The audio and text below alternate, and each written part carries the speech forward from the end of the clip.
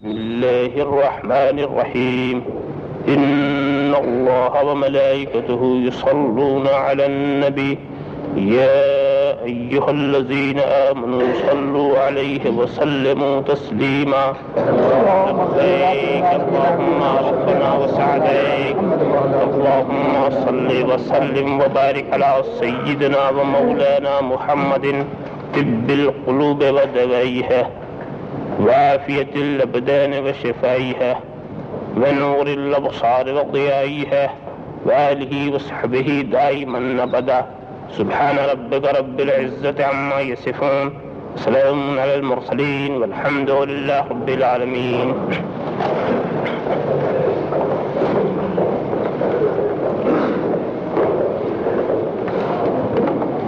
الحمد لله الحمد لله الذي يبدع الأفلاك والأرضين والصلاة والسلام على من كان نبيا وآدم بين الماء والطين وعلى آله وأصحابه أجمعين برحمتك يا أرحم الراحمين. أما بعد فأعوذ بالله من الشيطان الرجيم بسم الله الرحمن الرحيم إن الدين عند الله الإسلام صدق الله مولانا العظيم صدق رسوله النبي الكريم ونحن على ذلك لمن الشاهدين والشاكرين الحمد لله رب العالمين. بارك الله لنا ولكم في القرآن العظيم ونفعنا إياكم بالآيات والذكر الحكيم إنه تعالى جواد كريم ملك بر رؤوف رحيم. من علينا ربنا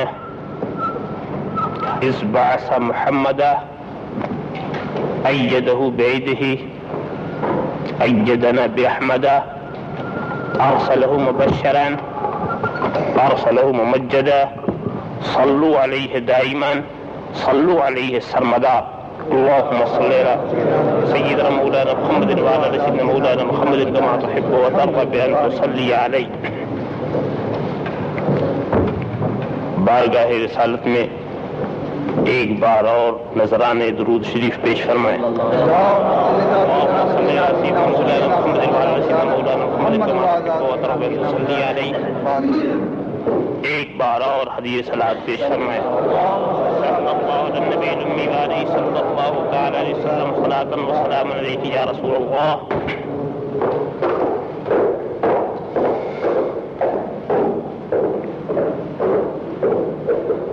کی قدرت کاملہ دیکھیں.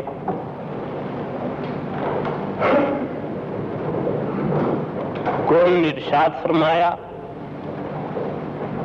ساری کائنات ہو گئی.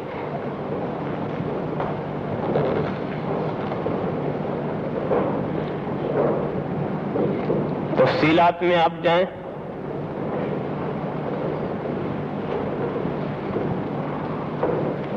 تو کائنات کے بہت سے گوشے سامنے آتے ہیں.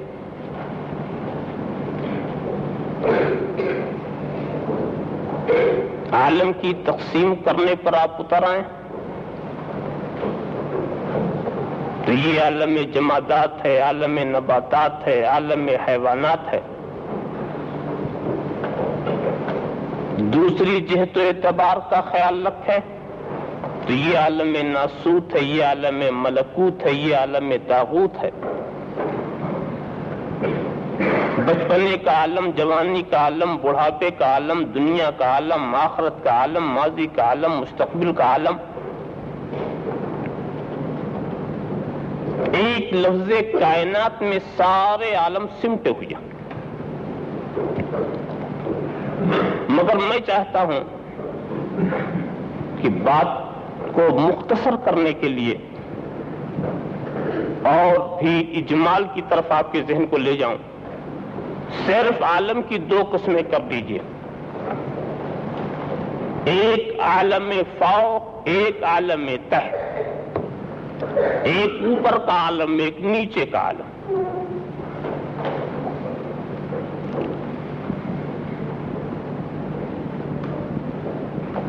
اوپر کے عالم میں بسنے والی مخلوق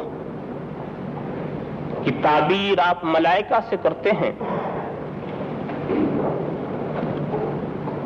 اس وقت ان کو زیر بحث نہیں لانا ہے۔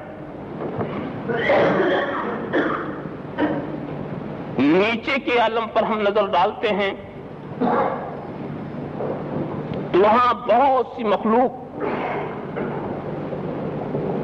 ہمیں دکھائی دیتی ہیں۔ میں اور بھی مختصر کروں، ساری مخلوق سے اس وقت بھی کوئی بات نہیں ہے۔ اسی نیچے بسنے والی مخلوق میں دو مخلوق ایسی ہیں جن میں ایک کو انسان کہا جاتا ہے اور ایک کی تعبیر جن سے کی جاتی ہے، جنات۔ یہ انسان اور جنات عالم تحت میں رہنے والی مخلوقات میں کچھ امتیاز رکھتے ہیں۔ یہ عقل و شعور والے ہیں، یہ ادراک و تمیز والے ہیں، لہذا یہ دوسری مخلوقات سے ممتاز۔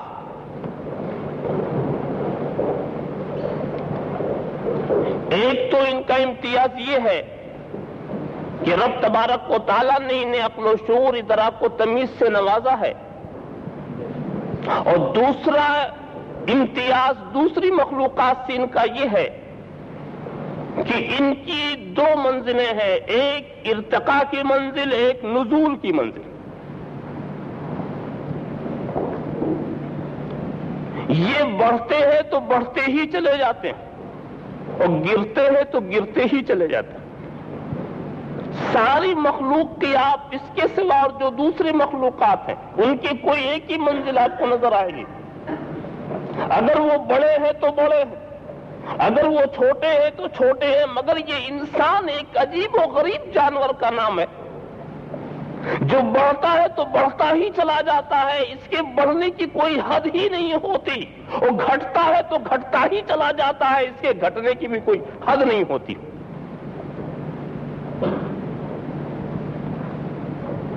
جب یہ ارتقاء کی منزلیں جب یہ انسان طے کرتا ہے تو فرشتوں کا مرکز نگاہ بنتا، اور جب یہ نزول کی منزلیں طے کرتا ہے تو جانور سے بدتر ہو جاتا۔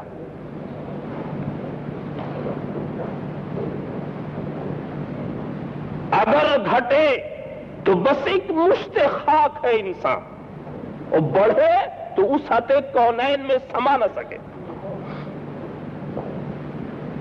تو معلوم ہوا کہ ایک ارتقاء کی منزل ہے، ایک نزول کی منزل، مگر خود بخود اوپر نہیں چڑھتا، کچھ اعمال ہیں، کردار کے کچھ گوشے ہیں جس کو انسان اپناتا ہے تو بڑھتا ہے، کچھ ایسے اعمال اور احوال ہیں کہ جب انسان انہیں اپناتا ہے تو گھٹتا۔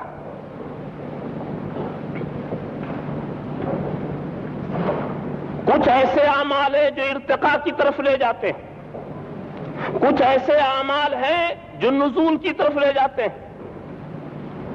لہذا ارتقاء کی طرف جانے کے لیے ان اعمال کا اختیار کرنا ضروری، اور نزول کی سے بچنے کے لیے وہ اعمال جو ہمیں تنزل کی طرف لے جائیں، گھٹنے کی طرف لے جائیں، ان سے بچنا ضروری۔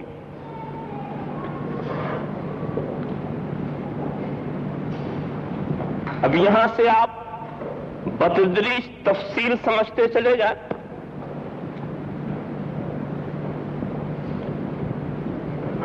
ارتقاء کی طرف جانے والے اعمال سے امر متعلق ہوتا ہے، ایسا کرو ایسا کرو، اور نزول کی طرف جانے والے اعمال سے نہیں کا تعلق ہوتا ہے، ایسا مت کرو ایسا مت کرو۔ یہیں سے اس بات کی وضاحت ہو گئی کہ بعض اعمال ایسے ہیں جن سے امر کا تعلق ہے، اور بعض ایسے اعمال ہیں جن سے نہیں کا تعلق ہے۔ کسی کو کرنا لازمی قرار دیا گیا ہے اور کسی کو نہ کرنا لازمی قرار دیا گیا۔ یہ سب حقائق بہت واضح ہیں، اچھی طرح آپ ان کو سمجھتے ہیں، مگر سوچنے کی بات یہ ہے کہ آخر ہم یہ کیسے سمجھیں کہ یہ کون سے اعمال ہے جو بلندی کی طرف لے جاتے ہیں اور وہ کون سے اعمال ہے جو پستی کی طرف لے جاتے ہیں؟ اتنا تو ہم جانتے ہیں، ضرور کوئی بات ہے۔ انسان کے اندر صرف عقل نہیں کہ عقل ہی کا مطالبہ کیا جائے، صرف نفس ہی نہیں کہ وہ نفس کا بندہ بن کر کے رہ جائے، مگر سوچنے کی بات یہ ہے کہ ہمیں یہ کیسے پتا چلے کہ وہ کون سے اعمال ہیں جو بلندی کی طرف لے جاتے ہیں اور وہ کون سے اعمال ہیں جو پستی کی طرف لے جاتے ہیں؟ کیا ہماری عقل یہ سمجھنے کے لیے کافی ہے؟ میں بتدریج آپ کو ایک لمحہ فکریہ دینا چاہتا ہوں، میں آپ کو دعوت غور و فکر دے رہا ہوں۔ کیا ہماری عقل اس بات کے لیے کافی ہے کہ ہم اپنی عقل سے پتہ لگا لیں کہ وہ اعمال جو ارتقاء کی طرف لے جاتے ہیں وہ یہ ہیں اور وہ اعمال جو پستی کی طرف لے جاتے ہیں وہ یہ ہیں؟ عقل کا تو حال عجیب و غریب ہے۔ عقل والوں کا اختلاف بہت ہی مشہور ہے۔ کس بات میں عقل والے متحد ہوئے؟ خدا کے وجود میں متحد نہ ہو سکے، خدا کی توحید میں متحد نہ ہو سکے، خدا کی ذات و صفات میں متحد نہ ہو سکے۔ انتہا کی بات، کسی بھی مسئلے میں آپ دیکھو تو عقل والوں کے دو فیصلے ملیں گے۔ یہ عقل والوں ہی کا کہنا ہے کہ زمین اپنی جگہ پر ٹھہری ہوئی ہے، اور یہ عقل والوں ہی کی بات ہے کہ زمین نہیں ٹھہری ہے، سورج ٹھہرا ہوا ہے، زمین گردش کر رہی ہے۔ یہ عقل والوں ہی کے فیصلے ہیں کہ روح انسان کے جسم کے اندر ہے، یہ عقل والوں ہی کی بات ہے کہ روح انسان کے جسم کے باہر ہے۔ یہ عقل والوں ہی کی بات ہے کہ آسمان ایک حقیقت ثابتہ ہے، اور یہ عقل والوں ہی کی بات ہے کہ آسمان حد نگاہ کا نام ہے۔ یہ عقل والوں ہی کی بات ہے کہ انسان کی حقیقت حیوان ناطق ہے۔ یہ عقل والے ہی بولتے ہیں کہ انسان کی حقیقت حیوان متمدن ہے۔ یہ عقل والے ہی کہتے ہیں کہ انسان کی حقیقت حیوان ناقل ہے۔ کہنے کا منشا یہ ہے کہ انسان کی حقیقت میں بھی متحد نہیں، زمین کے بارے میں رائے قائم کرنے میں متحد نہیں، آسمان کے بارے میں تصور بنانے میں متحد نہیں، کسی بات میں متحد نہیں۔ کیا امید کرتے ہو جو خدا کی ذات پہ متحد نہ ہو سکے، جو خدا کے صفات پہ متحد نہ ہو سکے، اللہ کے رسول کی ذات پر وہ کب متحد ہوں گے؟ اللہ کے رسول کے صفات پر کب متحد ہوں گے؟ تو رسول کی ذات میں جھگڑا کرنے والے، رسول کی ذات کے اندر اختلاف پیدا کرنے والے، یہ کوئی بات نہیں ہے۔ یہ عقل ہی ایسی ہے کہ اس پر بھروسہ کرو گے تو یہ سب کچھ کرنا پڑے گا۔ اس عقل پر بھروسہ نہیں کیا جا سکتا۔ کتنی ٹھوکریں کھائیں عقل والوں نے۔ کوئی اس عالم کو حادث کہتا ہے اور صحیح کہتا ہے، اور کوئی اس عالم کو قدیم کہتا ہے اور غلط کہتا ہے، مگر عقل والے یہ بھی کہتے ہیں اور عقل والے وہ بھی کہتے ہیں۔ کوئی کہتا ہے اس عالم کا کوئی پیدا کرنے والا ہی نہیں ہے، کوئی کہتا نہیں ایک پیدا کرنے والا ہے۔ تو یہ عقل والوں کے جھگڑے، اور ہم تو یہ کہتے ہیں کہ سارے اختلافات عقل والوں ہی میں ہوتے ہیں۔ بے عقل بیچارہ کیسے اختلاف کر سکتا؟ یہ عقل والے ہی اختلاف کرتے ہیں، پیچھے چلنے والے کوئی بھی ہوں۔ اللہم صلی علی سیدنا محمد وعلی آل سیدنا محمد کما تحب و ترضى تصلی علیہ۔ تو اب سوچو ہم اپنی عقل سے، باہر کسی کی گاڑی نمبر OAY 225F کھڑی ہے تو اسے راستے سے ہٹا۔ محمد وعلی آل سیدنا محمد کما تحب و ترضى بأن تصلی علیہ۔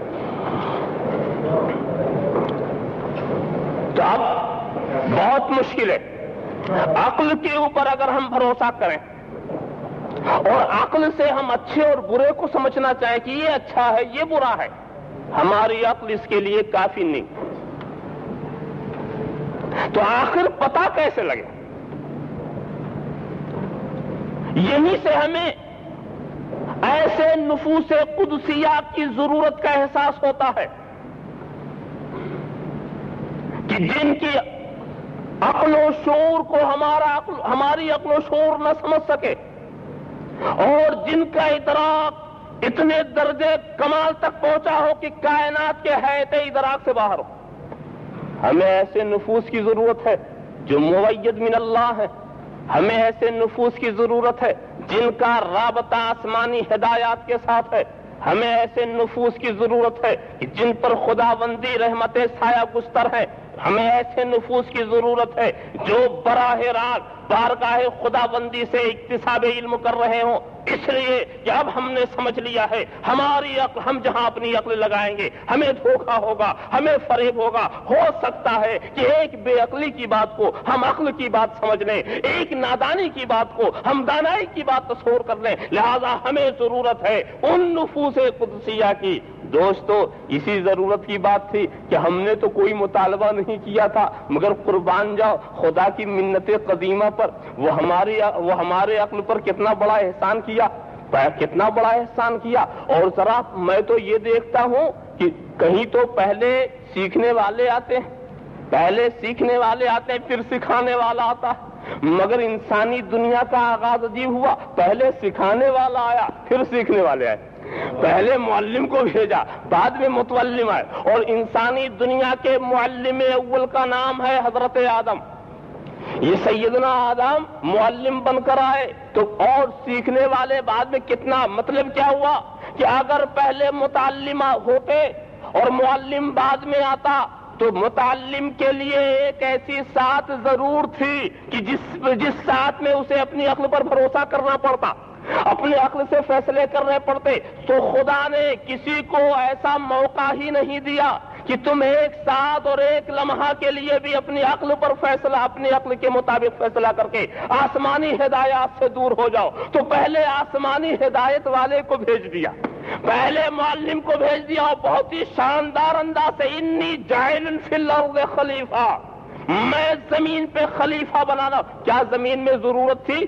ابھی تو کوئی تھا نہیں جس کی ہدایت کی جائے، ابھی تو کوئی نہیں تھا جسے سمجھایا جائے، مگر میں انی جاعل فی الارض خلیفہ، میں زمین میں خلیفہ بنانے والا ہوں۔ واقعہ مشہور ہے، فرشتوں نے دیکھا کہ جس کو خلیفہ بنایا جا رہا ہے، جس کو اپنا نائب قرار دیا جا رہا ہے، اس کی ترکیب ہوئی ہے عناصر عربہ سے، اس کا مجسمہ جو تیار ہوا ہے عناصر عربہ سے، آگ، پانی، مٹی، ہوا۔ اور فرشتوں نے اس بات کو بھی ملاحظہ کیا کہ آگ پانی میں کوئی دوستی نہیں ہے، بہت ہی زیادہ تصادم، مٹی ہوا کے اندر کوئی جناب والا اتفاق نہیں ہے، سب ایک دوسرے سے ٹکراتے ہوئے عناصر۔ تو جس کا مجسمہ ٹکراتے ہوئے عناصر سے ہو، یقیناً اس کی اولاد آپس میں خوب ٹکرائے گی، خوب فساد کرے گی۔ انہوں نے ایک بہترین قیاس کیا تھا کہ جب شرشت کے اندر ہے، کسی کے مزاج میں آتشی مادہ زیادہ ہوگا، کسی کے مزاج میں آبی مادہ زیادہ ہوگا، کوئی بہت زیادہ گرم ہوگا، کوئی بہت زیادہ نرم ہوگا، کسی کے اندر نرمی ہوگی، کسی کے اندر صلابت ہوگی، کسی کے اندر لطافت ہوگی، کسی کے اندر سخاوت ہوگی۔ جب مختلف مادے، تو جو مادہ بڑھ جائے گا وہیں سے تصادم شروع ہو جائے گا۔ تو فوراً بارگاہ خداوندی میں معروضہ پیش کیا، اور حکمت کو سمجھنے کے لیے کہ خلیفہ بنانے کی ضرورت کیا، اگر خلیفہ کا کام تسبیح و تحلیل ہے، اگر خلیفہ کا کام تحمید و تمجید ہے، اگر خلیفہ کا کام تیری عبادت کرنا ہے، تو یہ کام تو ہم پہلے ہی سے کر رہے ہیں، اس کے لیے کسی خلیفہ کو بنانے کی کیا ضرورت ہے؟ جواب دیا گیا، خاموش ہو جاؤ، میں وہ جانتا ہوں جو تم نہیں جانتے، میں وہ جانتا ہوں جو تم نہیں جانتے۔ اور اس کے بعد اپنے خلیفہ کو وہ علوم فراواں سے نواز دیا گیا، اور اتنا علم دیا کہ فرشتوں کا علم حیرت فروش ہو گیا۔ اور اس کے بعد کہا، بتا دو اے آدم، بتا دو تمام چیزوں کے اسماء۔ معمولی علم نہیں دیا، 7 لاکھ زبانیں سکھا دی سکھانے والے نے، ایک ایک کا نام بتاتے جا رہے ہیں۔ اب سمجھ میں آ گیا کہ خلیفہ کا کام تسبیح و تحلیل مقصد خلافت نہیں ہے، تعلیم و تربیت مقصد ہے، تعلیم و تربیت مقصد ہے۔ تسبیح کرنا، تحلیل کرنا، تحمید و تمجید جو ہے، یہ تو اس کا اپنا ذاتی کردار ہے، اپنا ذاتی فعل ہے۔ ہم جو خلیفہ بنا رہے ہیں وہ اس لیے بنا رہے ہیں تاکہ لوگ اپنی عقلوں پر بھروسہ نہ کریں، اس آسمانی ہدایتوں سے الگ کٹ کر کے کوئی منصوبہ نہ بنائے۔ خلیفہ کا کام ہے تعلیم و تربیت۔ سنیے، تو جب پہلے معلم کو بنایا تو ایک معلم صاحب اور بھی تھے، وہ کس کے معلم تھے؟ وہ فرشتوں کے معلم تھے۔ ان کو بہت کھلا میری موجودگی میں، یہ دوسرا کون آ گیا، مگر ابھی خاموش تھے۔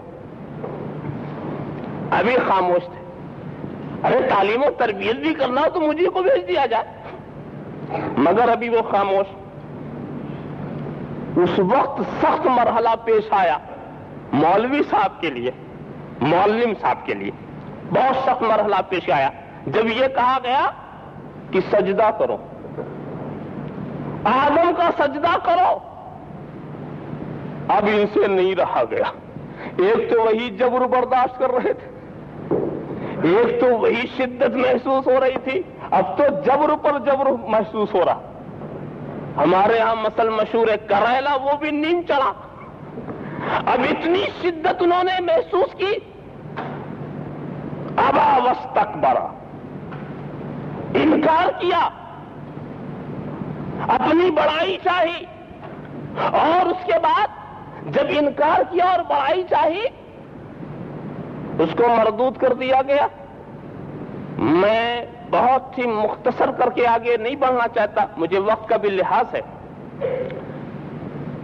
کہ وقت کے اندر اپنی بات کسی نہ کسی حد تک مکمل ہو جائے، اور وقت کو میں اپنی گھڑی سے دیکھ رہا ہوں، اس لیے کہ سامنے والی گھڑی جو ہے اس میں تو بھی 12 ہی نہیں بجے ہیں، 4 تو بجیں گے ہی نہیں آج۔ اللہم صلی علی سیدنا مولانا محمد وعلی آل سیدنا مولانا محمد کما تحب وترضى ان تصلی علیہ۔ تو تھوڑی دیر میں اپنے خیالات کو آپ کے سامنے پیش کروں گا۔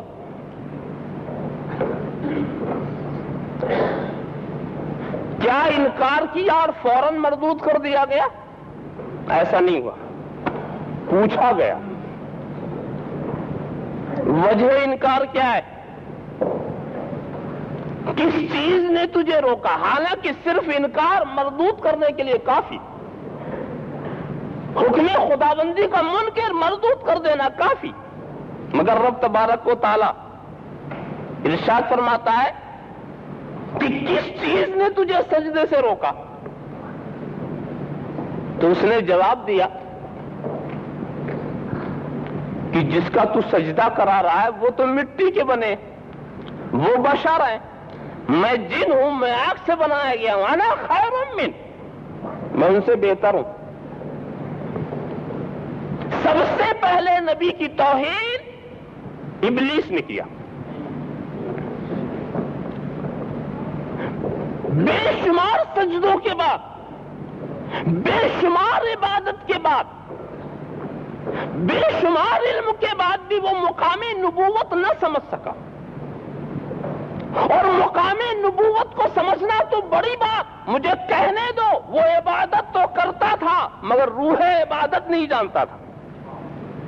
انکار سجدہ سے پہلے ابلیس مومن ضرور تھا، انکار سجدہ سے پہلے ابلیس عابد ضرور تھا، عارف نہ تھا۔ عابد تھا، اس نے آدم کو دیکھا، عارف ہوتا تو آدم میں دیکھتا۔ مجسمے پہ نظر پڑی اور اس نے کہا یہ تو مٹی کے، مجسمے پہ نظر پڑی، بشر کہہ دیا، مٹی کا بنا دیا۔ یہاں سے ہمیں ایک بات اور ملی کہ جب ابلیس نے نبی کی توہین کرنا پسند کیا، توہین کا ارادہ کیا، تو اس کو 2 لفظ ملے، ایک بشر ایک مٹی۔ لفظ بشر کو وہاں پر ابلیس نے عظمت کے اظہار کے لیے نہیں استعمال کیا تھا، لفظ مٹی کو وہاں پر ابلیس نے عظمت کو نمایاں کرنے کے لیے، تحقیر اور تذلیل کے لیے 2 لفظ اسے ملے تھے، ایک بشر اور ایک مٹی۔ تو جب اب سمجھ لو تقلیل شان کے لیے، نبی کی توہین اور تحقیر کے لیے اگر کوئی لفظ بشر یا لفظ مٹی استعمال کرے تو سمجھ لینا یہ پرانی دلیل ہے، نئی نہیں ہے۔ اللہم صلی علی سیدنا محمد وعلی آل سیدنا مولانا محمد کما تحب وترضى ان تصلی علیہ۔ اور ذرا غور تو کرو، یہی میں عرض کر رہا تھا، ابلیس کو کم سے کم یہی سوچنا چاہیے تھا کہ غیر خدا کے آگے ہمیں جھکایا جا رہا، مگر جھکا کون رہا؟ تو اس نے عبادت ضرور کیا مگر روح عبادت کو نہ سمجھ سکا، تفصیلات میں جانے کا موقع نہیں دوستو، مگر ایک بات میں اکثر کہتا ہوں، ابلیس بہک گیا، اس میں اس کا تو بڑا نقصان ہوا، ارے مردود کر دیا گیا، ہلاکت ابدی کا مستحق قرار دے دیا گیا، تو اس کا نقصان تو ہوا مگر ہمارا بڑا فائدہ ہوا۔ پھر بھی اس کو کیا فائدہ ہوا؟ نقصان اس کا، ہم نے کہا بھئی ایک مسئلہ بہت مشکل تھا جو ہمارے علماء سمجھاتے رہتے، تمہاری سمجھ میں نہ آتا، تمہاری سمجھ میں نہیں آتا۔ پہلے تم ابلیس کے علم کو سمجھ لو، تو ہم جنت کو مانتے ہو بے دیکھے، وہ مانتا ہے دیکھ کے، تو ہم ملائکہ کو مانتے ہو بے دیکھے، وہ مانتا ہے دیکھ کے، اس نے جہنم کو بھی دیکھا ہے، وہ خدا کی قدرت اور خدا کی عظمت اور خدا کے گرفت کی سختی کو خوب جانتا، خدا کے انتقام سے خوب واقف ہے، خوب جانتا ہے، سب کچھ دیکھ چکا ہے، مشاہدہ کیا اس نے، فرشتوں کو درس دیتا رہا، جنت کی ہوا بھی اس نے کھائی، تو اس کا ایمان ایمان بھی شہادہ تھا، ہمارا ایمان ایمان بالغیب، اور اتنا علم کہ ملائکہ کو ذات و صفات الہیہ کا وہ درس دے۔ اب ان چیزوں کو اپنے ذہن میں رکھو، اب علماء کے سامنے جو مشکلات ہے اس کے حل پر غور کرو۔ علماء کے لیے ایک مشکل مسئلہ یہ تھا کہ کبھی کبھی آپ کے دل میں یہ خیال یا کسی کے دل میں یہ خیال آ سکتا تھا کہ بھی جن پر آپ بہکنے کا الزام لگاتے ہیں، توہین رسالت کا الزام لگاتے ہیں، ارے وہ تو بہت پڑھے لکھے لوگ ہیں، اچھا صاحب بہت پڑھے لکھے لوگ ہیں، بڑی موٹی موٹی کتابیں انہوں نے پڑھی، تفسیر انہوں نے پڑھی، حدیث انہوں نے پڑھی، قرآن کے حافظ، اور بڑے بڑے دارالعلوم انہوں نے کھولے، اور بہت سارے طالب علموں کو پڑھایا، بہت سے شاگرد نکالے، تو میری سمجھ میں یہ بات نہیں آتی کہ اتنی موٹی تفسیریں پڑھنے والے کیسے بہک گئے، بخاری کے اوراق کو الٹنے والے کیسے بہک گئے، قرآن کی تلاوت کرنے والے کیسے بہک گئے، خدا کی عبادت کرنے والے کیسے بہک گئے، خدا کی بارگاہ میں سجدے پہ سجدہ کرنے والے کیسے بہک گئے، بڑے بڑے دارالعلوم بنانے والے کیسے بہک گئے، یہ بات سمجھ میں نہیں آتی۔ الماریوں میں کتابیں بھری ہوئی ہیں اور وہ سب ان کے مطالعے میں ہے، وہ جاہل نہیں ہے، وہ کیسے بہک گئے، علم والے کیسے بہک گئے، عبادت والے کیسے بہک گئے۔ جب تم یہ سوال کرو گے تو ابلیس آ کر کہے گا جیسے میں بہک گیا، اور کیسے بہک گئے، اللہم صلی علی سیدنا مولانا محمد وعلی آل سیدنا مولانا محمد کما تحب و ترضی بان تصلی علیہ، تو اب ان کو کچھ نہیں جواب دینا، وہ آ کے خود ہی جواب دے دے گا کہ اسی طرح ہم بھی بہک گئے، ہمارے پاس بھی نہ عبادت کی کمی تھی، نہ سجدوں کی کمی تھی، نہ خدا کے ذات پر ایمان کی کمی تھی، نہ لا الہ الا اللہ کے کہنے کی کمی تھی، کوئی کمی نہ تھی، تو وہ حکم خدا بندی کے آگے اکڑ گیا، تو اس کا نتیجہ کیا ہوا، اکھڑ گیا، آج تک قدم نہیں جما۔ یہیں سے ہم کو ایک مسئلہ ملتا ہے کہ جب کوئی نبی کی توہین کرتا ہے تو اس سے توبہ کی توفیق چھین لی جاتی، وہ کتنے ہی بڑا عالم کیوں نہ ہو، وہ کتنے ہی بڑا علم والا کیوں نہ ہو، مگر نبی کی توہین کرنے والے سے توبہ کی توفیق چھین لی جاتی۔ اسی لیے ہم دیکھتے ہیں کہ ابلیس مہلت مانگتا ہے، مغفرت نہیں مانگتا، اس کو تو توبہ کرنی چاہیے تھی، غلطی ہو گئی توبہ کرنی چاہیے تھی، مگر نہیں، مہلت مانگتا ہے، مغفرت نہیں مانگتا۔ ہر بات کی تشریح کا وقت نہیں ہے، میں صرف اتنی بات کہہ رہا تھا کہ وہ اکڑ جاتا ہے، اس کا نتیجہ تمہارے سامنے آتا۔ رب تبارک و تعالیٰ نے اسی وقت وضاحت فرما دی کہ سجدے کا انکار بھی دیکھو اور وجہ انکار بھی سمجھو۔ سجدے کا انکار اس نے کیا، پھر پوچھا کیوں انکار کیا، اس کی وجہ اس نے بتا دی۔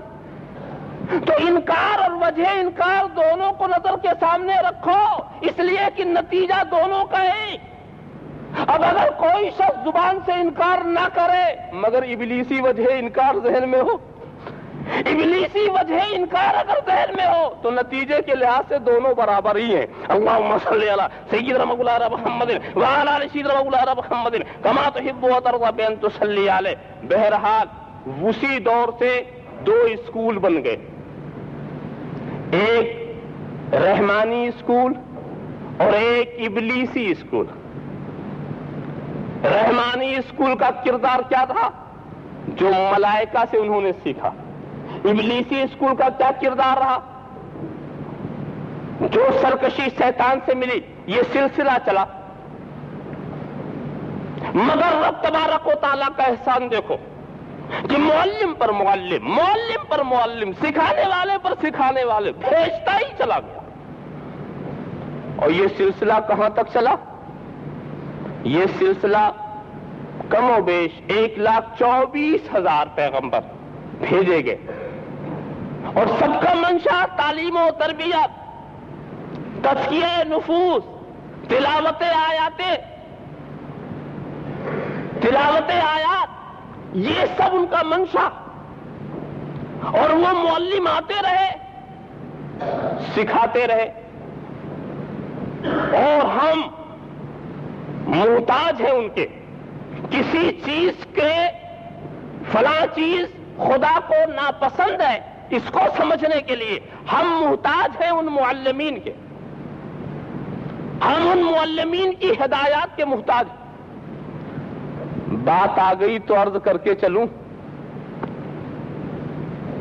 ابھی آپ کے سامنے ہمارے قاری اسماعیل صاحب نے اپنے سپاس نامے میں چلتے چلتے ایک سوال بھی کر دیا. ایک چیز تم سمجھ لو کہ جو چیز خدا کو ناپسند وہ ناجائز، مگر خدا کو یہ چیز ناپسند ہے اس کا علم ہمیں کیسے ہو؟ ہے کوئی ایسا ذریعہ؟ ہے کوئی ہمارا ایسا کوئی تعلق کہ ہم خدا کی ناپسند کو اپنی عقل سے سمجھ لیں؟ اس کے لیے بھی وہی ذرائع چاہیے. خدا کی ناپسند ہم اپنی عقل سے نہیں سمجھ سکتے. اس کے لیے وہی ذریعہ ہے جس ذریعے کا نام ہے دین، جس ذریعے کا نام ضابطۂ حیات. اور دین ایک ایسا ضابطۂ حیات ہے جس سے خدا راضی ہو. دین کا لفظ تو بہت عام ہے، اسی لیے دین کی تقسیم کر دیا کہ ایک دین دین برحق اور ایک باطل دین، ایک حق والا دین تقسیم کر دیا. ورنہ سچ پوچھو تو دین وہی دین ہے جس سے خدا راضی ہو، اور جس سے خدا راضی نہیں ہے وہ دین ہی نہیں ہے. وہ انسان کا کے لیے کوئی کامیاب ضابطۂ حیات ہی نہیں. تو اس کا ذریعہ صرف یہی ہے کہ اللہ کا رسول ارشاد فرمائے آسمانی ہدایات کے سمجھنے کے جو ذرائع شریعت کے اندر ہیں اس کے ذریعہ اگر ہمیں معلوم ہوا تو بھی ہم سمجھ سکتے ہیں کہ یہ خدا کو پسند ہے کہ ناپسند ہے. اپنی عقل سے نہیں سمجھ سکتے.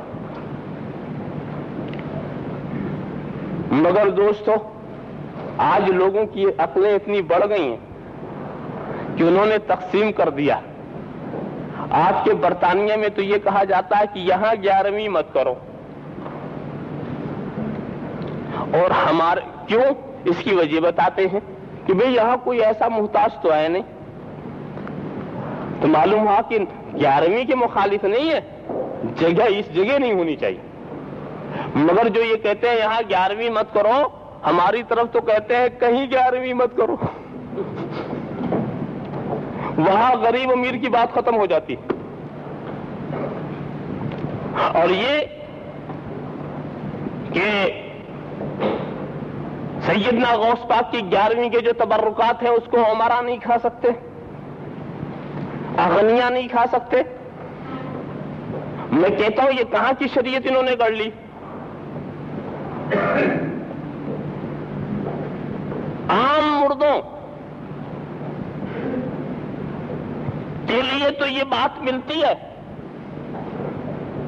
کہ جب ان کے لیے ایصال ثواب کی مجلس منعقد کی جائے، فاتحہ کیا جائے، تو غریبوں اور مسکینوں میں اسے تقسیم کیا جائے، یا ایسی صورتحال اختیار کی جائے جس میں غرباء اور مساکین کے زیادہ فائدے ہوں۔ مگر بزرگان دین کہ جو فاتحے ہیں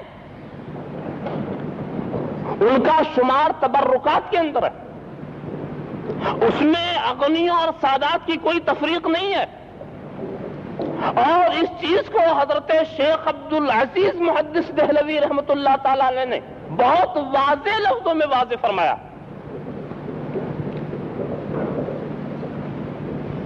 اس نے فرق یوں کر دیا کہ گنہگار کے لیے اگر کوئی چیز آپ دیتے ہیں تو اس کے لیے وہ گناہوں کا کفارہ ہوتی ہے، اور نیکوکار کی بارگاہ میں اگر آپ کچھ پیش کرتے ہیں تو وہاں گناہوں کے کفارے کا سوال نہیں، وہاں تو درجات کی بلندی کی بات ہوتی۔ لہذا دونوں کو ایک دوسرے پر قیاس کرنا غلط ہے۔ گناہوں کو مٹانے والا اور تو جو کفارہ سیئات ہوتا ہے ان کو اس صدقات میں شامل کیا کہ غریبوں کو دیا جائے تاکہ زیادہ سے زیادہ گناہ کی دھلائی ہو۔ مگر مجھے کہنے دو، یہ اولا یہ ہے اور بہتر یہ ہے اور یہ ہے، یہ تو علماء کرام سمجھائیں گے، مگر اگر اس کو بھی کسی نے کھا لیا تو وہ حرام کھانے والا نہیں کہا جائے گا۔ وہ صدقے واجبہ ہیں جن کے مصارف متعین ہے، صدقے واجبہ کے مصارف متعین ہے کہ غیر میں دو گے تو مجرم ہوگے، مگر صدقے نافلہ کے صدقے نافلہ کے مصارف کچھ ایسے متعین نہیں ہے کہ اگر تم دے دو تو مجرم ہو۔ اور میں تو کہتا ہوں رہ گیا غوث پاک کی تو بڑی بات ہے، ان کی بارگاہ میں جو نذرانے عقیدت ہم پیش کریں گے وہ کچھ کفارہ سیئات نہیں ہے، بلکہ وہ تو تبرکات ہیں۔ ہم بارگاہ رسالت میں درود کا نذرانے عقیدت پیش کرتے ہیں، اللہم صلی علی سیدنا و مولانا محمد، اے اللہ رحمت نازل فرما، سلامتی نازل فرما، تو اس سے رسول کو فائدہ نہیں ہے بلکہ اس سے ہمارا فائدہ ہے کہ ہم ایک درود پڑھتے ہیں تو 10 رحمتیں ہم پر نازل ہوتی ہیں۔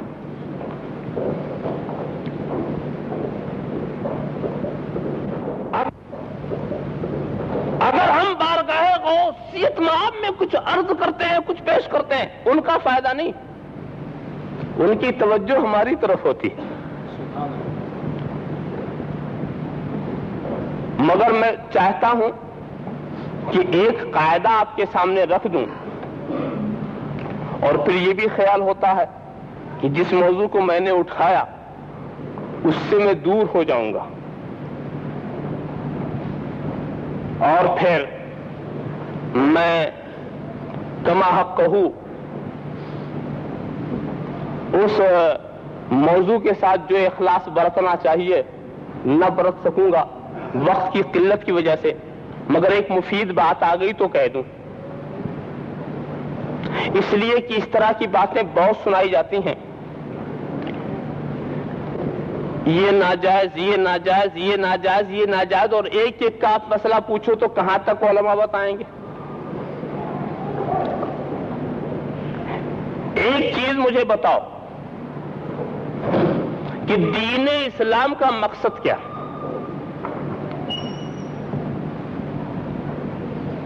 کیا یہ مقصد ہے کہ جتنے جائز کام ہوں وہ سب آپ کریں؟ جائز کام میں تو بہت سے ہیں نا، کچھ جائز کام فرض ہیں، کچھ واجب ہیں، کچھ موقت ہیں، کچھ غیر موقت ہیں، کچھ مستحب ہیں، کچھ مباح. تو ہر جائز کام کرنا کیا ضروری آپ کے لیے؟ نہیں. ہر جائز کام کا کرنا آپ کے لیے ضروری نہیں، اس لیے کہ جائز کے کچھ درجات ہیں. جائز کا وہ حصہ جو مباحات میں آتا ہے اس کا کرنا کچھ بھی ضروری نہیں آپ کے لیے.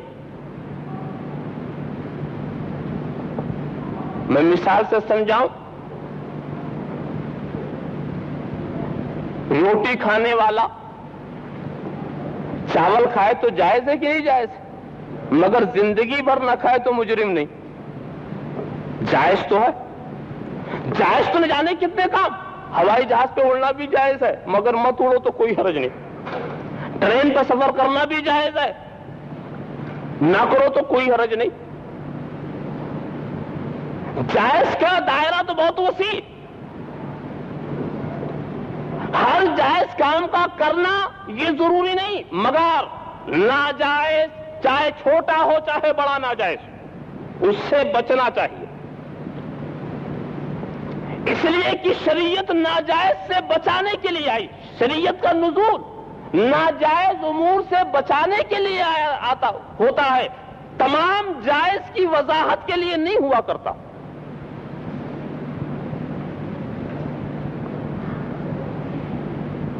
شریعت کس چیز سے روکنا چاہتی ہے یہ شریعت کی ذمہ داری ہے کہ واضح کر دے. اس لیے کہ اگر شریعت واضح نہ کرے گی تو ہمیں اپنی عقل سے کیسے پتا چلے گا کہ یہ ناجائز ہے؟ اس لیے کہ ناجائز وہی تو ہے نا جو خدا کو ناپسند ہو. اور خدا کی ناپسند کیا ہے؟ خدا ظاہر کرے یا اس کا رسول ظاہر کرے کہ یہ خدا کو ناپسند ہے. ہم اپنی عقل سے تو ناپسند نہیں بتا سکتے. تو سنو، اگر اسلام نے ہر ناجائز کی تشریح نہیں کی ہے، اچھی طرح سے غور سے سنیے گا، اگر اسلام نے ہر ناجائز کی تشریح نہیں کی ہے تو مجھے کہنے دو اسلام نامکمل ہے. اور اسلام کو اگر آپ مکمل مانتے ہیں تو گویا اپنے اس عقیدے کا اظہار کرتے ہیں کہ اب کوئی ایسا ناجائز نہیں رہا جس کو اسلام نے واضح نہ کیا. میں آپ کو اور وضاحت سے بتاؤں کتنا آسان. یہ قیامت تک کے لیے یہ اسلام ہوا کیسے؟ ہوا اس طرح سے کہ جو خدا کو جو کام ناپسند ہے اس کی تشریح فرما دی گئی.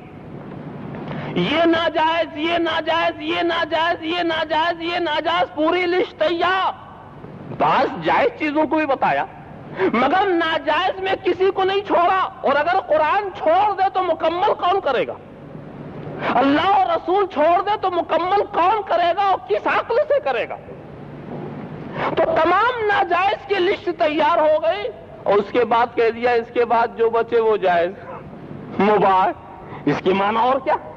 اس کے سوا سب مباح. اور جب تک دیکھو شراب لوگ پیتے رہے، حرمت کی آیت آئی رک گئے. ایک کام لوگ کرتے رہے اس کو ناجائز قرار دیا رک گئے. معلوم ہوا کہ شراب پینے والوں نے شراب کے جواز کے لیے کسی آیت کا انتظار نہیں کیا تھا. جب حرمت کی آیت آ گئی وہ رک گئے.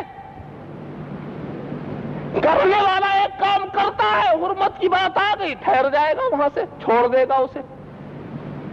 تو اسلام نے تمام ناجائز کی وضاحت کر دی ہے. اس لیے کہ ناجائز وہ ہے جو خدا کو ناپسند، اور خدا کو ناپسند اس کا پتہ خدا ہی بتائے یا اس کا رسول بتائے.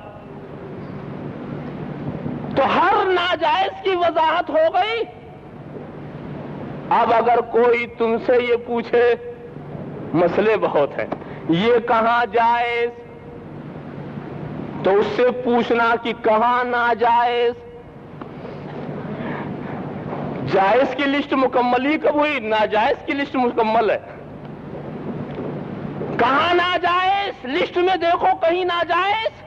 اگر کہے نہیں کہیں ناجائز تو نہیں ہے، کہا یہی دلیل ہے کہ ہے جائز. اس لیے کہ اگر یہ ہوتا ناجائز تو خدا ناجائز قرار دیتا، رسول ناجائز قرار دیتے، مگر جب ادلہ شرعیہ، شرعی دلیلیں اسے ناجائز نہیں قرار دے رہی ہیں، تو کیا کچھ باتیں تمہارے لیے چھوڑ دی گئی تھی کہ جب تم آؤ گے تو مکمل کرو گے؟ اللہم صلی علی سیدنا مولانا محمد وعلی آل سیدنا مولانا محمد کما تحب و ترضی بان تصلی علیہ. یہ ایک مجمل بات میں نے عرض کی، مگر ہر مسئلے میں آپ اس سے سمجھ سکتے. جب کوئی کہے کہاں جائز، کو یہ جہالت کا سوال ہے. جائز کہنے والے سے دلیل نہ مانگو، دلیل ناجائز کہنے والا دے. جائز کہنے والا اس لیے کہ ہر چیز کی اصل جائز ہونا ہے، ہر چیز کی اصل مباح ہونا ہے، جب تک کہ اس کو ناجائز دلیل شرعی نہ قرار دے. انتہا یہ ہے کہ کراہت تنزیہی کا بھی اگر دعویٰ ہے تو دلیل جائز، وہ کہاں جائز. تو جب آپ نے پوچھنا شروع کر دیا کہاں ناجائز، اللہ نے کہاں ناجائز کہا ہے اس مخصوص شکل و صورت کو،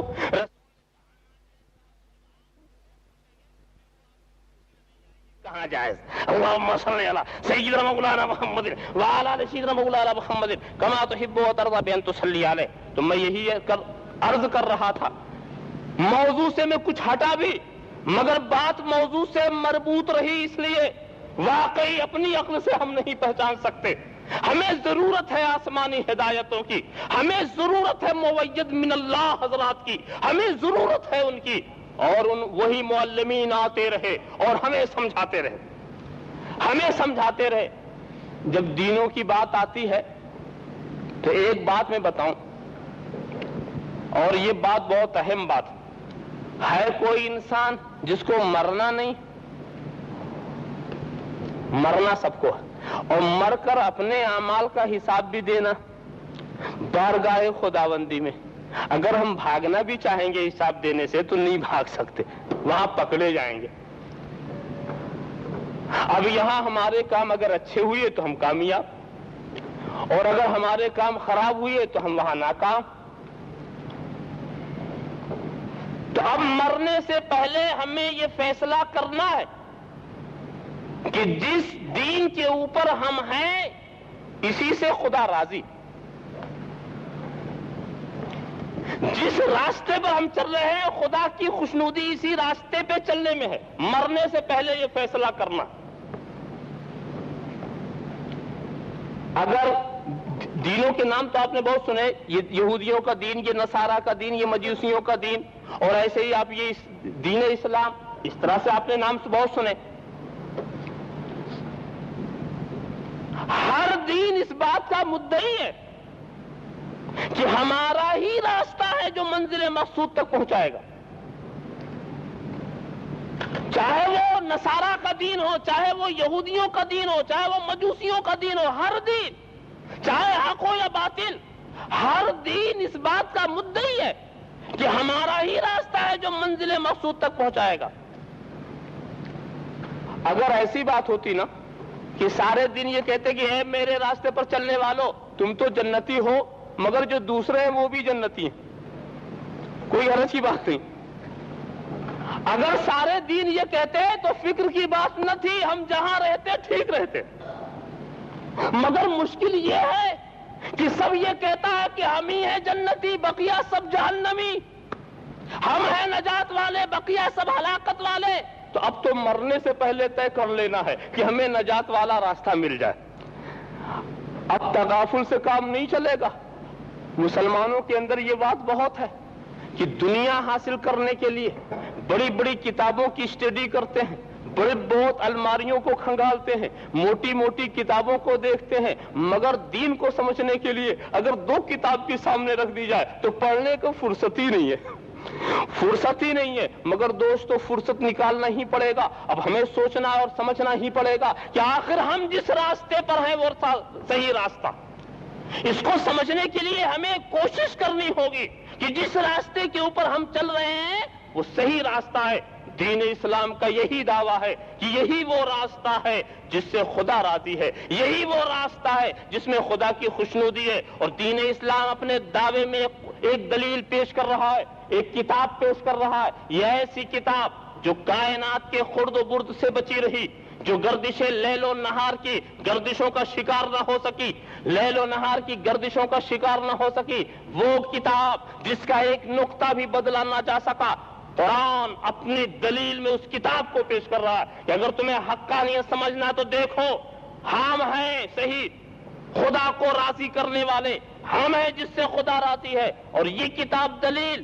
مگر دوستو آج ہم یہ بھی سوچیں گے یہ تو عجیب بات ہے، قرآن ہی تو اسلام ہے، قرآن میں جو کچھ ہے اسلام ہے، تو اسلام اپنی دلیل اپنے ہی سے پیش کر رہا۔ تو ہم چاہتے ہیں کہ کچھ عقلی پیمانے ہو، اور اس عقلی پیمانے کی روشنی میں سمجھا جائے کہ سارے ادیان کے بیچ میں جب ہم دین اسلام کا مطالعہ کریں تو مطالعہ کرنے کی صورت کیا ہے، اور یہ کیسے سمجھا جائے کہ واقعی یہ دین وہ دین ہے جس پر رہنے والا نجات پانے والا۔ تو اس سلسلے میں 5 نقطے میں آپ کے سامنے رکھوں گا۔ بات بہت تفصیل طلب ہے مگر اختصار کا خیال ہے جو کنٹرول لگا رہا۔ ایک تو نقطہ یہ ہے، تمام دینوں میں پہلے ہمیں یہ سمجھنا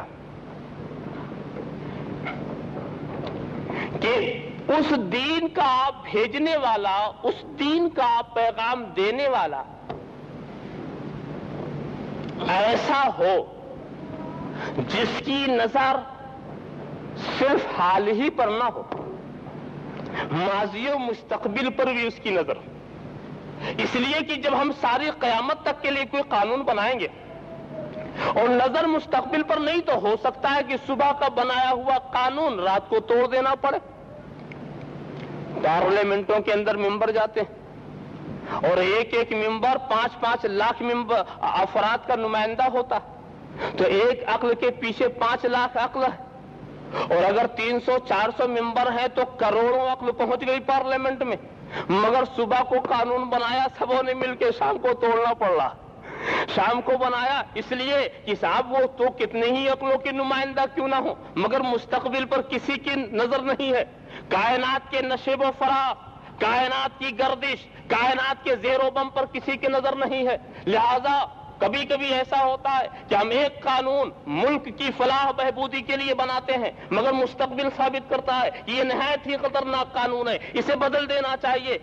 تو ضرورت ہے کہ جو قانون بنانے والا ہو وہ ایسا ہو جو ماضی کا بھی جاننے والا ہو اور مستقبل کا بھی جاننے والا ہو، تب جا کر کے ہم اس کے قانون پر بھروسہ کر سکتے ہیں۔ پہلی بات تو یہ دیکھنی، اور دوسری بات یہ بھی دیکھنی ہے کہ جو قانون پیش کرنے والا ہے اس کے دل میں دنیا کی ہوس نہ ہو، اس کے دل میں لالچ نہ ہو، اس کے دل کے اندر ملک گیری نہ ہو، اس کے دل کے اندر کوئی سیاسی تحریک نہ ہو، اس لیے کہ اگر وہ لالچی اور حریص ہے تو ہو سکتا ہے کہ اپنی راہ کو ہموار کرنے کے لیے اس نے کوئی منصوبہ بنا لیا ہو۔ لہذا ہمیں اس کو بھی دیکھنا ہے جو اس قانون کو پیش کر رہا۔ اور تیسری چیز ہمیں یہ بھی دیکھنا ہے کہ جو قانون کی کتاب ہمیں پیش کی گئی کیا کوئی دوسرا مفکر اسے تیار کر سکتا ہے کہ نہیں؟ کیا افلاطون اور سقراط و بقراط کا ذہن اس جیسا قانون بنا سکتا ہے کہ نہیں؟ اس کی نظیر و مثال لا سکتا ہے کہ نہیں؟ اگر وہ لائے گا، لا سکتا ہے، تو ہم اس کو خدائی قانون کہنے کے لیے تیار نہیں۔ جب ایک انسان بنا سکتا ہے تو یہ امکان بہرحال رہے گا کہ خدا نے نہیں بنایا ہے، کسی انسان نے بنا دیا۔ تو تیسرا گوشہ ہمیں یہ بھی دیکھنا، اور چوتھا گوشہ یہ بھی دیکھنا ہے کہ اس قانون سے بھی پوچھنا ہے کہ قانون یہ بتا تیرا دعویٰ کیا ہے، کیا تو ساری کائنات کے لیے؟ اگر قانون یہ کہے کہ ہم صرف آج کے لیے ہیں تو کل والوں پر تم کیوں ٹھوس رہے ہو؟ قانون اگر یہ کہے کہ ہم صرف 1 سال کے لیے ہیں تو دوسرے سال اسے کیوں استعمال کر رہے ہو؟ قانون اگر یہ کہے کہ ہم صرف ایک قوم کے لیے ہیں، ایک زمانے کے لیے ہیں، ایک وقت کے لیے ہیں، ایک ماحول کے لیے ہیں، تو دوسرے ماحول کے اوپر اسے لادنا یہ ظلم ہوگا۔ دوسرے زمانے پر اسے جاری کرنا یہ انصاف نہیں ہو سکتا. تو ہمیں قانون سے بھی پوچھنا ہے, قانون تو بتا دے کہ تیرا دائرہ کتنا وسیع. اور پانچواں نقطہ یہ ہے کہ ہمیں یہ بھی دیکھنا ہے کہ یہ جو قانون ہے یہ ہماری فطرت کے مطابق ہے کہ مخالف. ایسا تو نہیں کہ ہمارے فطری جذبے کو فنا کر رہا ہو, اس لیے کہ جو قانون انسان کے فطری جذبے کو فنا کر دے وہ قانون قابل قبول نہیں ہو سکتا. یہ 5 نقطے, ان 5 نکات کی روشنی میں سارے ادیان کو ہم دیکھتے ہیں. تو مجھے وقت نہیں کہ میں سب کی بات عرض کروں. اسلام یہ کہتا ہے کہ ہم جو قانون پیش کر رہے ہیں وہ عالم الغیب والشہادہ کا بھیجا ہوا قانون ہے. وہ اس کا قانون ہے جو خالق کائنات ہے, جو قادر مطلق ہے. یہ اس کا قانون ہے جو رب العالمین ہے, جو ماضی کو بھی جانتا ہے, جو مستقبل کو بھی جانتا ہے. یہ اس کا بنایا ہوا قانون ہے.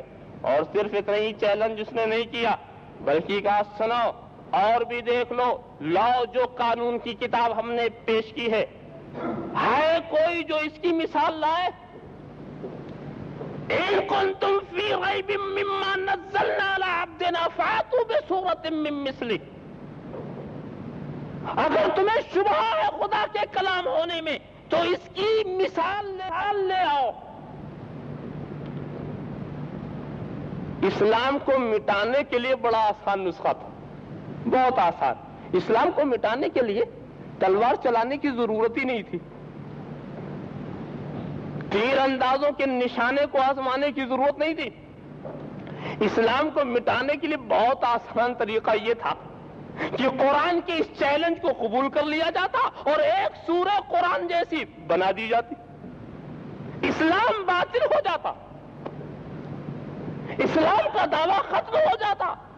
مگر سنو جی, نیزہ چلانا آسان لگا, تیر چلانا آسان لگا, تلوار اٹھانا آسان لگا, ساری مصیبتیں اٹھانی آسان لگی, اپنی عورتوں کو بیوہ کر دینا آسان لگا, اپنے بچوں کو یتیم کر دینا آسان لگا. مگر قرآن جیسی سورہ بنانا یہ آسان نہ ہو سکا. اور یہ چیلنج آج تک ہے اور قیامت تک ہے. میں سوچتا ہوں جب فصحائے عرب نہ بنا سکے تو جہلائے عجم کیا بنائیں گے. اللہم صلی علی سیدنا مولانا محمد وعلی آل سیدنا مولانا محمد کما تحب وترضى تصلی علیہ.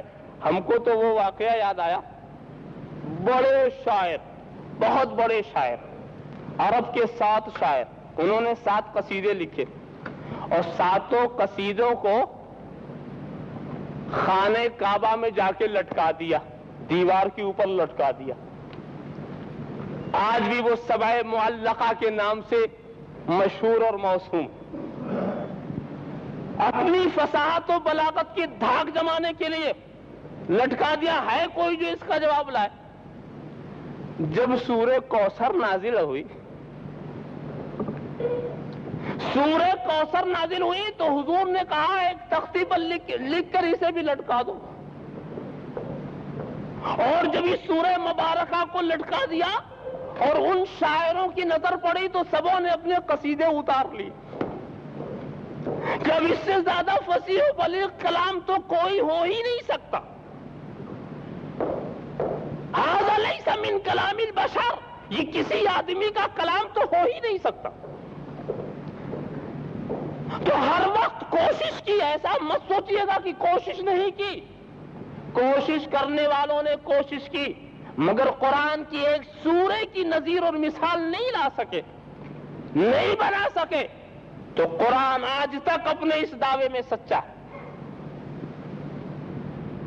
اور اس کے بعد صرف قرآن ہی کو نہیں دکھایا, آؤ صاحب قرآن کو بھی سمجھ لو. یہ مال و دولت کی ہوس رکھنے والے نہیں ہیں, دنیا کی لالچ رکھنے والے نہیں ہیں.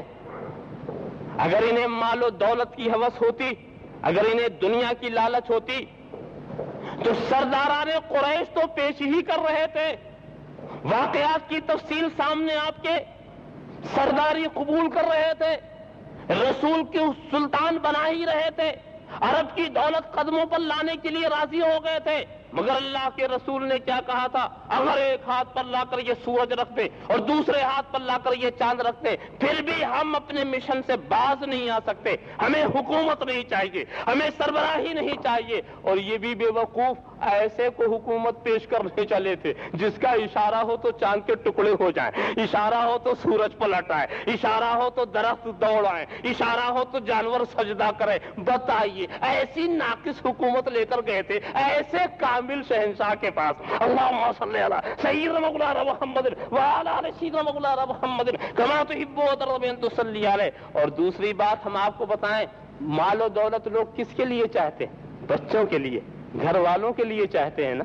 مال و دولت اسی کے لیے چاہتے ہیں. مگر تم میدان مباہلہ کے اس منظر کو یاد کرو جب اللہ کے رسول اپنے پورے گھر کو لے کر کے میدان مقابلے میں آ گئے ہیں, بچے بھی, بیٹی بھی, حضرت علی جو بھائی بھی ہے اور داماد بھی ہے, سب کو لے کر پورا گھرانہ. یہی تو رسول کا گھرانہ ہے, یہی تو رسول کی اہل بیت ہے. اب ان کو لے کر کے میدان مباہلہ میں اللہ کے رسول آئے تو اگر مال و دولت کی خواہش ہوتی تو انہی کے لیے تھی, انہی کے لیے تھی. مگر آ کر کے انہوں نے دکھا دیا کہ ہم حقانیت و صداقت والے ہیں, اور جو باطل تھا وہ میدان میں نہ آ سکا, وہ ان چہروں کی تاب نہ لا سکا. ان کی سچائی اور صداقت کا انہیں اعتراف کرنا پڑا چہرے کو دیکھ کر کے. آپ خیال کیجئے صلی اللہ علیہ نبی الامی علیہ صلی اللہ تعالی وسلم صلاۃ و سلام علیک یا رسول اللہ. آپ تو اس نقطۂ نظر سے دیکھو تو اللہ کے رسول کی زندگی کا مطالعہ کرو, بچپنے سے لے کر کے ساری حیات کی ساری منزلوں کو دیکھتے چلے جاؤ. جوانی کا عالم عام انسانوں کے بھٹکنے کا عالم ہوتا ہے, بچپنے کا عالم کھیلنے کودنے کا عالم ہوتا ہے. مگر دوستو میرے رسول نے اپنی زندگی اپنے دشمنوں کے سامنے رکھی تو کوئی ایک نقطہ نہ رکھ سکا, کوئی ایک اعتراض نہ کر سکا. نہ بچپنے پر کوئی اعتراض کر سکا, نہ جوانی پہ کوئی اعتراض کر سکا, نہ مسافرت کی زندگی پر کوئی اعتراض کر سکا, نہ تاجرانہ زندگی پر کوئی اعتراض کر سکا, نہ خلوت پر کوئی اعتراض کر سکا, نہ جلوت کی محفلوں پر کوئی اعتراض کر سکا. کہ رسول کی بھی زندگی بالکل صاف. تو دینے والا عالم الغیب والشہادہ, لانے والے عالم ما کان و ما یکون, اور قرآن تبیانا لکل شیء. آنے والی جو چیز ہے وہ تبیانا لکل شیء, ہر شے کا واضح بیان. اور اس کے بعد پھر اسلام نے کہا سنو ہمارے جتنے احکام ہیں وہ فطرت کے مطابق ہیں. وضاحت کی بہت سخت ضرورت, مگر میں اشارہ کر کے مختصر کر دوں دوستو. انسان کی فطرت کیا ہے جس میں سارے انسان مبتلا نظر آئے؟ پینا انسان کی فطرت ہے, چھوٹا بھی پیتا ہے, بڑا بھی پیتا ہے, اچھا بھی پیتا ہے, برا بھی پیتا ہے, عورتیں بھی پیتی ہیں, مرد بھی پیتے ہیں, بد مذہب بھی پیتا ہے, مذہب والے بھی پیتے ہیں. پینا انسان کی فطرت. تو اگر اسلام یہ حکم دے اے انسانوں پینا چھوڑ دو, ہم کہیں گے یہ اسلام قابل قبول دین نہیں ہو سکتا.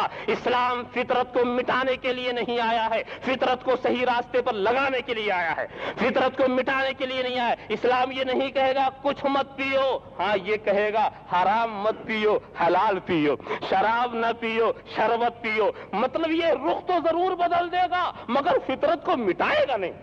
کھانا اگر تمہاری فطرت ہے تو تمہیں کھانے کے راستے بتائیں گے, حلال کھاؤ حرام نہ کھاؤ. اور سنو جی, غیر خدا سے مدد مانگنا یہ بھی انسان کی فطرت ہے. چھوٹا بچہ بھی بغیر مدد کے 2 قدم چل بھی نہیں سکتا, 2 حرف پڑھ بھی نہیں سکتا. غیر خدا سے مدد مانگنا انسان کی فطرت ہے. کسی کے گھر میں آگ لگا کے دیکھو وہ غیر خدا کو بلائے گا, کسی کو کنویں میں ڈال کے دیکھو وہ غیر خدا کو بلائے گا. ذرا سا دیکھو, غیر خدا سے مدد مانگنا یہ انسان کی فطرت ہے. تو اب اگر اسلام یہ کہہ دے کہ اے لوگوں غیر خدا سے مدد مانگنا شرک ہے, تو ہم کہیں گے کہ یہ اسلام قابل قبول دین نہیں ہو سکتا. وہ فطرت کے خلاف حکم دے رہا, فطرت کے خلاف حکم دے رہا. تو اسلام یہ نہیں کہے گا کہ کسی غیر خدا سے نہ مانگو، رخ بدل دے گا کہ اولیاء شیاطین سے نہ مانگو، اولیاء الرحمان سے مانگو، رخ بدل دے گا، فطرت کو صحیح رخ دکھا دے گا، مٹائے گا نہیں۔ اللہم صلی علی سیدنا مولانا محمد وعلی آل سیدنا مولانا محمد کما تحب وترضى ان تصلی علیہ۔ ایسے ہی دوستو، اگر غصہ کرنا تمہاری فطرت ہے تو اسلام یہ نہیں کہے گا غصہ مت کرو، غصہ مت کرو۔ اگر تمہارے اندر لالچ کا جذبہ ہے تو اسلام یہ نہیں کہے گا کہ لالچ کو بالکل مٹا دو، ہاں رخ بدل دے گا، غصے کا رخ بدل دے گا۔ وہ بھی تو غصہ تھا جو حضرت عمر میں انقلاب ضرور آیا، مگر غصہ اپنی جگہ پر، پہلے بھی وہی تیش، اب بھی وہی تیش، پہلے بھی وہی غصہ، اب بھی وہی غصہ۔ پوچھتے ہیں رسول سے، السنا علی الحق یا رسول اللہ، اے اللہ کے رسول کیا ہم حق پر نہیں ہیں؟ اے اللہ کے رسول کیا ہم حق پر نہیں ہیں؟ کہا بلا کیوں نہیں؟ کہا عمر کی غیرت ایمانی یہ برداشت نہیں کرتی کہ معبودان باطل کو علانیہ پوجا جائے اور ہم اپنے خدا کی پرستش چھپ کر کے کریں، پوشیدہ رہ کر کے کریں۔ تیش میں آ رہے ہیں، پھر وہی تلوار نکلی ہے، پھر وہی پیشانی پہ برہمی ہے، پھر ویسے ہی سینے کے اوپر نہ جانے کتنے اضطراب و بے قراری کی لکیریں ہیں، مگر رخ بدل گیا ہے۔ پہلے رسول کی طرف جا رہے تھے، اب دشمن رسول کی طرف جا رہے ہیں، اب دشمن رسول کی طرف جا رہے ہیں۔ تو اسلام غصے کو مٹانے نہیں آیا ہے، غصے کا رخ بدلنے آیا ہے۔ اسلام نے یہ نہیں کہا ہے کہ تلوار کو نیام میں رکھ دو، اسلام نے یہ نہیں کہا ہے کہ تلوار کو زنگ آلود ہونے دو، بلکہ یہ کہا ہے کہ حق کے مقابلے میں نہ نکالو، باطل کے مقابلے میں نکالو۔ اس لیے رخ بدلنا اسلام کا کام ہے۔ تمہاری اگر فطرت تمہارے اندر اگر نفسانی خواہشات ہیں تو اسلام نے اس کا بھی لحاظ کیا ہے، اس کے بھی رخ بدل دیے ہیں، بتا دیا ہے دیکھو حدود کو پہچان لو، یہ ماں ہے، یہ بہن ہے، یہ فلاں ہے، یہ خالہ ہے، یہ پھوپھی ہے، اور یہ دیکھو تمہاری زوجہ ہے۔ راستہ بھی دے رہا ہے کہ تاکہ تم اپنی فطری خواہش کو بھی پوری کر سکو، اور پھر حدود کو بھی متعین کر رہا ہے تاکہ تم اس سے تجاوز نہ کر سکو۔ اسلام ہی دین فطرت ہے، اسلام فطرت کو مٹانے کے لیے نہیں آیا ہے، فطرت کو صحیح راستے پر لگانے کے لیے آیا، فطرت کو صحیح راستے پر لگانے کے لیے آیا۔ اور بار بار بیان کرتا ہوں میں اس واقعے کو کہ فطرت کو جب صحیح راستے پر لگایا جاتا ہے تو عجیب معاملہ، وہی میں عرض کروں، لالچ کتنی بری بلا ہے، لالچ کتنی بری بلا ہے۔ مگر سناؤ، مجھے کہنے دو صحابہ بھی حریص تھے، مجھے کہنے دو صحابہ بھی حریص تھے۔ اگر لالچ اتنی بری ہے تو انسان کے فطرت میں داخل کیوں کی گئی؟ اگر لالچ اتنی بری ہے تو انسان کی فطرت میں داخل کیوں کی گئی؟ ہر انسان لالچ کرتا ہے، مگر فرق یہ ہے کہ کوئی مال لینے کا لالچی ہے، کوئی مال لٹانے کا لالچی ہے، کوئی برائیوں کی طرف دوڑنے کا لالچی ہے، کوئی نیکیوں کی طرف دوڑنے کا لالچی ہے، مگر حریص سب ہے، رخ بدلا ہوا ہے۔ انتہا تو یہ ہے کہ قرآن نے تو خود میرے رسول کو حریص کہہ دیا، قرآن نے تو خود میرے رسول کے حریص کہہ دیا، وہ ہماری نجات کے حریص ہیں۔ اللہم صلی علی سیدنا مولانا محمد وعلی آل سیدنا مولانا محمد کما تحب وترضى ان تصلی علیہ۔ اچھی طرح سے سمجھ لو، اسلام فطرت کو مٹانے نہیں آیا ہے، فطرت کو صحیح راستے پر لگانے کے لیے آیا ہے۔ کیا تم نے نہیں دیکھا؟ ذرا سا دیکھو، وہ غصے والی کیفیت بڑی بری ہوتی۔ لوگ کہتے ہیں یہی ایک ایسی حرام چیز ہے جس کا کھانا جائز ہے۔ غصہ ایک ایسی حرام چیز ہے جس کا پینا جائز ہے، بہت بری۔ مگر میں کہتا ہوں اگر غصہ اتنا ہی برا ہے تو انسان کی فطرت میں کیوں داخل کیا گیا؟ غصہ کو برا مت کہو، خدا نے تمہاری فطرت میں داخل کیا۔ غصے کا رخ اگر برا ہے تو برا۔ تم نے وہ واقعہ بہت سنا، بار بار سنا، اور پھر اسے سنو۔ سیدنا علی مرتضیٰ کا مقابلہ ایک پہلوان سے ہوا، مختصر عرض کروں، سینے پہ سوار ہو گئے، گلے پہ خنجر رکھ دیا، چلانا چاہتے ہیں اس نے منہ پہ تھوک دیا۔ واقعہ نگاری مقصود نہیں، صرف واقعے کی طرف ذہن کو لے جانا چاہتا ہوں۔ کھڑا ہو کر وہ کہتا علی تم بہادر ضرور ہو، توانائی والے ضرور ہو، طاقت والے ضرور ہو، مگر ہو نہ تجربے کا۔ کہیں دشمن کے سینے پر کوئی بیٹھ کے اترتا ہے، کہیں گلے پہ خنجر رکھ کر کے کوئی ہٹاتا ہے۔ اے علی چلانا آسان تھا، ہٹانا مشکل تھا، تو نے مشکل کام کو اپنا لیا، آسان کو چھوڑ دیا۔ حضرت علی نے کہا ان کے فرمانے کا حاصل یہی تھا، خلاصہ یہی تھا کہ اے میرے مقابل میں تیرے سامنے آیا، مجھے غصہ تھا مگر خدا کے لیے، میں لڑا مجھے غصہ تھا مگر خدا کے لیے، میں سینے پہ سوار ہوا مجھے غصہ تھا مگر خدا کے لیے، میں نے گلے پہ خنجر رکھا مجھے غصہ تھا مگر خدا کے لیے، میں چلانا چاہ رہا تھا مجھے غصہ تھا مگر خدا کے لیے، مگر جو تو نے میرے منہ پہ تھوک دیا تو نفس کا بھی غصہ شامل ہو گیا، تو میں نے یہ پسند نہیں کیا کہ جو کام میں صرف خدا کے لیے کر رہا ہوں اس میں نفس کا بھی داخل ہو جائے، نفس کا دخل ہو جائے، نکل آئے اور اتر آئے، اترنے کے بعد بھی غصے میں کمی نہیں، اب آ جا کر مقابلے کرنے کی سکت ہے۔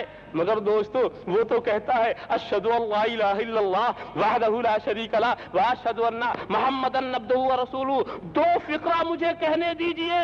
اگر حضرت علی آپ کے غصے پر قربان، آپ کے اس غصے پر ہماری عبادت ہے قربان، آپ کے اخلاص پر ہماری بندگی قربان، آپ کا غصہ عجیب غصہ تھا، اس غصے کی ہم نے برکتیں دیکھی، یہ خدا والا غصہ تھا، یہ خالصاً لوجہ اللہ غصہ تھا، یہ للہیت والا غصہ تھا، تو اس غصے کی یہ برکت ہم نے دیکھی۔ حضور اگر آپ خنجر چلا دیتے تو کافر کٹ جاتا، خنجر ہٹ گیا کفر کٹ گیا۔ اللہم صلی علی سیدنا مولانا محمد وعلی آل سیدنا مولانا محمد کما تحب وترضى ان تصلی علیہ۔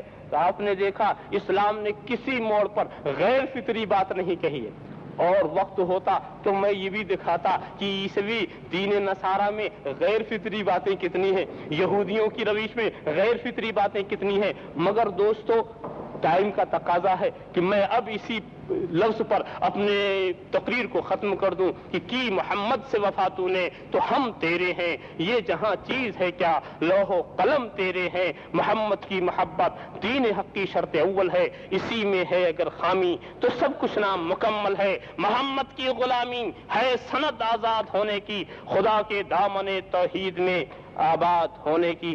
وآخر دعوانا الحمدللہ رب العالمین۔ بے کعبہ جھکی جن کے سجدے کو محراب، بے کعبہ جھکی ان بھووں کی لطافت بے لاکھوں سلام مصطفیٰ رحمت بے لاکھوں سلام شمع بز میں ہدایت بے لاکھوں سلام شمع بز میں ہدایت بے لاکھوں سلام۔ کھائی قرآن نے خاک گزر کی قسم، کھائی قرآن نے خاک گزر کی قسم، اس کف پاک کی حرمت پہ لاکھوں سلام مصطفیٰ جان رحمت پہ لاکھوں سلام شمع بز میں ہدایت پہ لاکھوں سلام شمع بز میں ہدایت پہ لاکھوں سلام۔ جس کی تسکین سے روتے ہوئے ہنس پڑے، جس کی تسکین سے روتے ہوئے ہنس پڑے، اس تبسم کی عادت پہ لاکھوں سلام مصطفیٰ جان رحمت پہ لاکھوں سلام شمع بز میں ہدایت پہ لاکھوں سلام شمع بز میں ہدایت پہ لاکھوں سلام۔ جن کے قدموں کے بوسے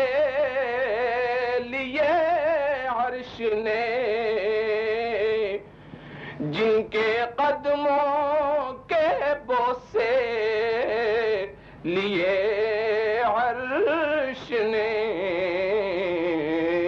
ان کے طلبوں کی عظمت پہ لاکھوں سلام، مصطفیٰ جان رحمت پہ لاکھوں سلام، شمع بز میں ہدایت پہ لاکھوں سلام، شمع بز میں ہدایت پہ لاکھوں سلام، جس کو دھوکے سے کوفے بلایا گیا، جس کو بیٹھے بٹھائے ستایا گیا، اور جس کا جنت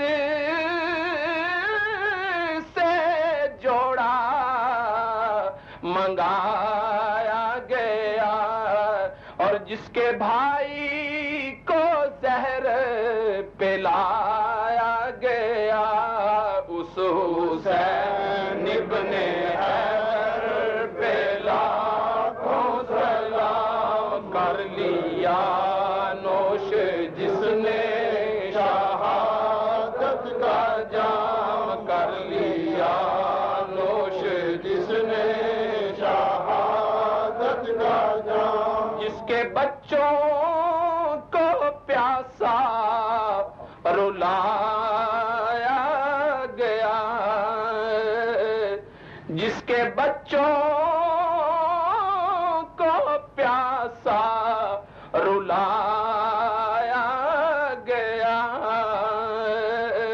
اور جس کا نیزے پہ سیس چڑھایا گیا، اور جس کو تیروں سے چھلنی بنایا گیا، اس حسین ابن حیدر پہ لاکھوں سلام، کر لیا نوش جس نے شہادت کا جام، کر لیا نوش جس نے شہادت کا جام، جس نے حق کربلا کا ادا کر دیا،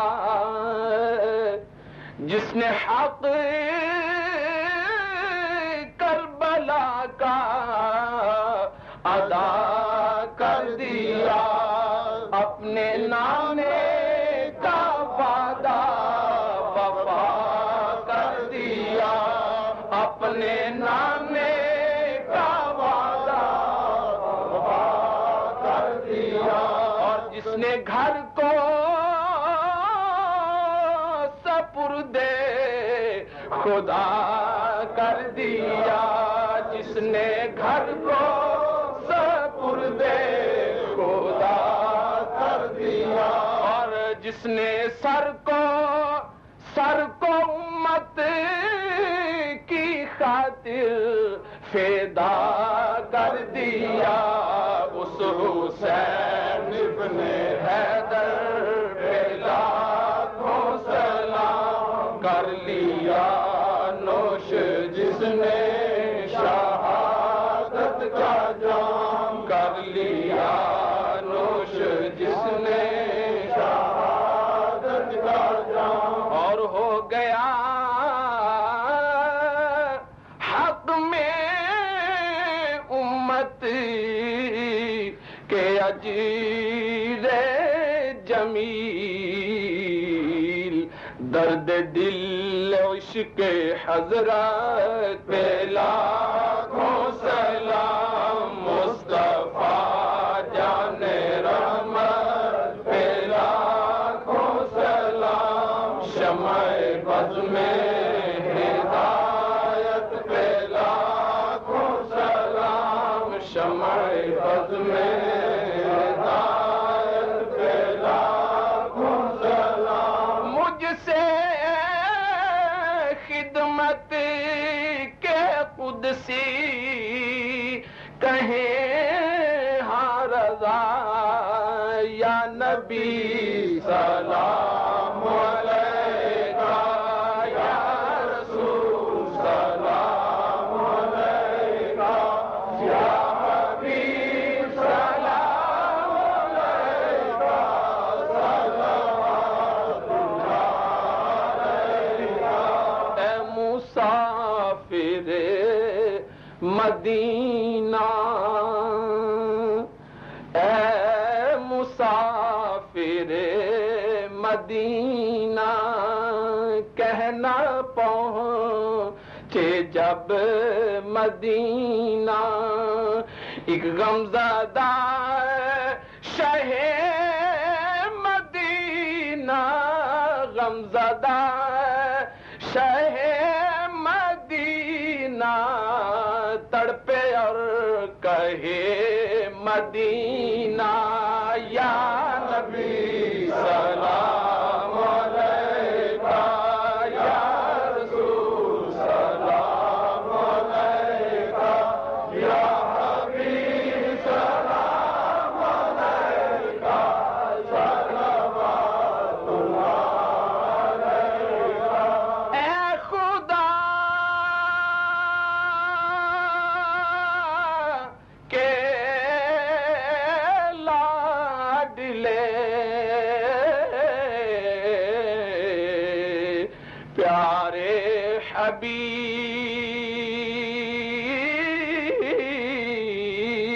حبیب حاضری ہم سب کو در کی ہو نصیب ہے جگر تھامے کھڑے تیرے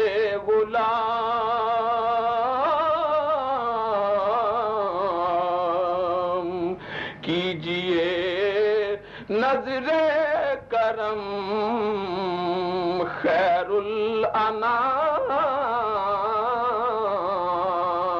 الانام یا حبیبی از پہ